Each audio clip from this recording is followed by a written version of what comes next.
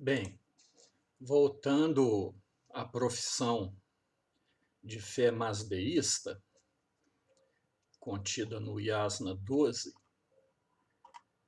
são 9 partes. Eu coloquei a primeira parte no vídeo anterior, e aqui eu vou colocar as outras partes. Se não me engano, no vídeo anterior eu inverti a ordem dos termos. Eu disse que o Yasna faz parte dos gatas, e ao contrário. A palavra yasna significa adoração, ou melhor, adoração ou sacrifício. E há uma grande quantidade de yasnas, se não me engano, 75 ou 77. Entre esses yasna, existe alguns que formam uma parte do livro chamado gatas. Gatas significa hinos. E os gatas são a parte mais antiga do yasna. E são as próprias instruções. Acredita-se que os gatas são as próprias palavras de Zaratustra. E quando eu digo acredito, eu estou dizendo do ponto de vista científico. Agora, vindo para a confissão, o credo masdeísta, o segundo parágrafo diz o seguinte: escolho para mim o bom Spenta Armaiti. Spenta Armaiti significa devoção. Eu vou colocar também nesse vídeo o nome dos 7 imortais benéficos, que podem ser traduzidos também por imortais santos, santos imortais, né? Algumas vezes são considerados semideuses, em outras escolas são considerados como anjos, em outra escola é considerado como uma emanação divina ou uma face diferente do mesmo Deus, do Deus único, que é chamado de Ahura Mazda. Então, escolho para mim o bom Spenta Armaiti. Deixo ser meu. Renuncio ao roubo e ao roubo do gado, e ao dano e pilhagem dos assentamentos dos masdeístas. Masdeístas são aqueles que seguem a Ahura Mazda, a religião de Zaratustra. E é bom chamar atenção para o termo gado, o que mostra que essa religião ela foi fundada num período entre nômades, assentamentos nômades e a vida sedentária. Estava nesse período de transição, e ela surge entre os assentamentos nômades, ou seja, pessoas que estão envolvidas com animais. Então, palavras como gado, cavalo, camelo vão aparecer bastante. E nesse mesmo ponto 2 aparecem os assentamentos dos madeístas, né? Eles eram nômades, parcialmente nômades. O ponto 3.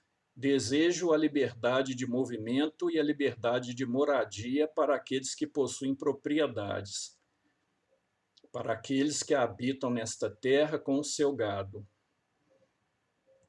Com reverência por Asha, que significa verdade ou ordem eterna, e oferendas oferecidas. Eu prometo isto: nunca mais danificarei ou pilharei os assentamentos masdeístas, mesmo que eu tenha que arriscar a vida e os membros. Olhando essa tradução aqui, tem alguma coisa errada entre oferendas oferecidas? Eu vou conferir para ver o que está acontecendo, por que saiu errado, o que eu errei nessa tradução. Depois eu corrijo. Agora, Asha é um termo bem importante dentro da tradição masdeísta. O oposto de Asha vai aparecer no capítulo, na parte 4. Então, lendo a parte 4, que está aí embaixo, qualquer um pode ler. Rejeito a autoridade dos demônios, os perversos. não bons, sem lei, mal intencionados, os mais terríveis dos seres.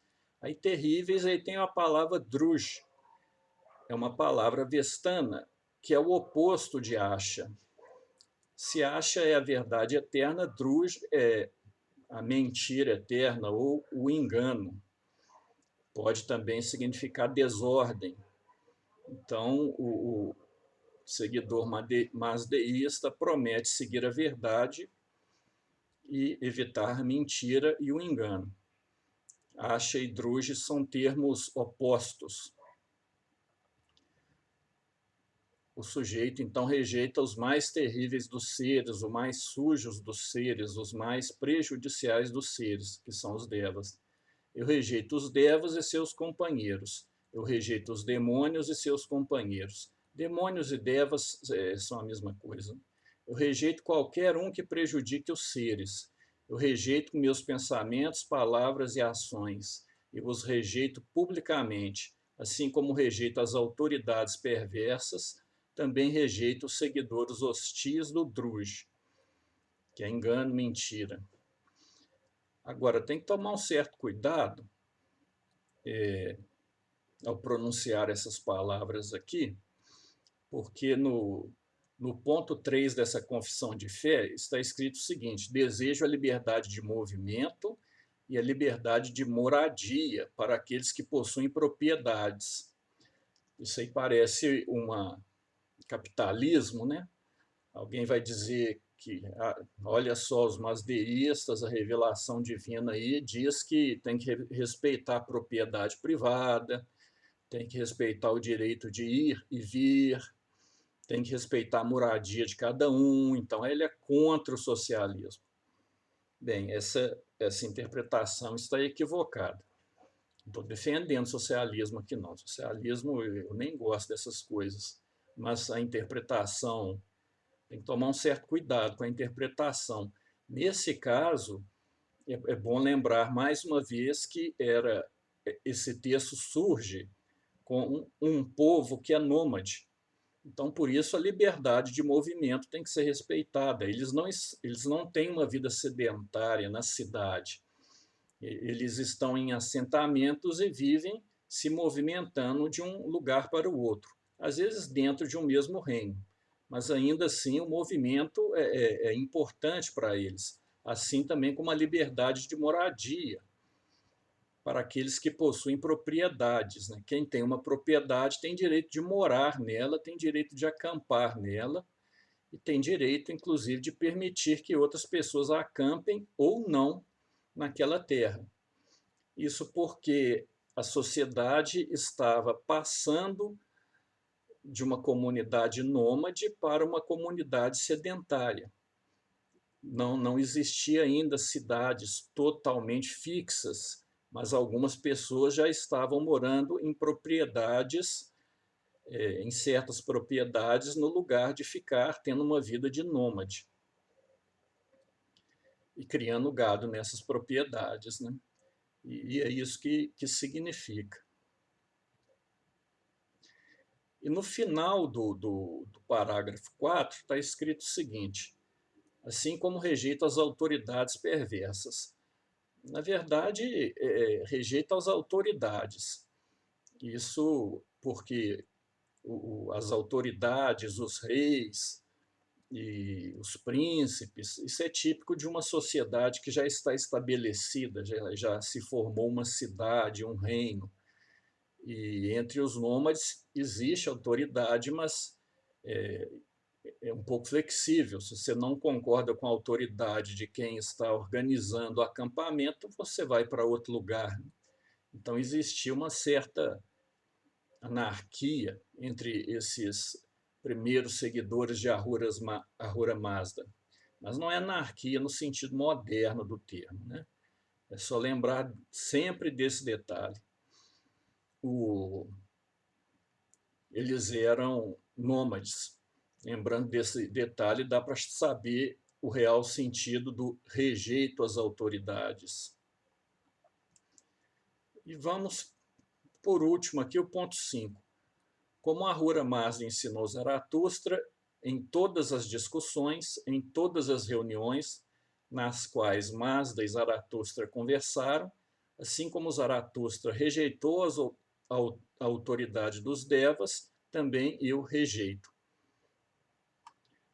Bem, o ponto 5 e o ponto 6, a tradução, eu estou tendo dificuldade de fazer essa tradução, consultando o texto em avestano, consultando em inglês é fácil de fazer a tradução, mas eu estava comparando com os termos em avestano e eu estou um pouco confuso com a ordem de alguns termos, então o ponto 5, a tradução, ela não está totalmente adequada.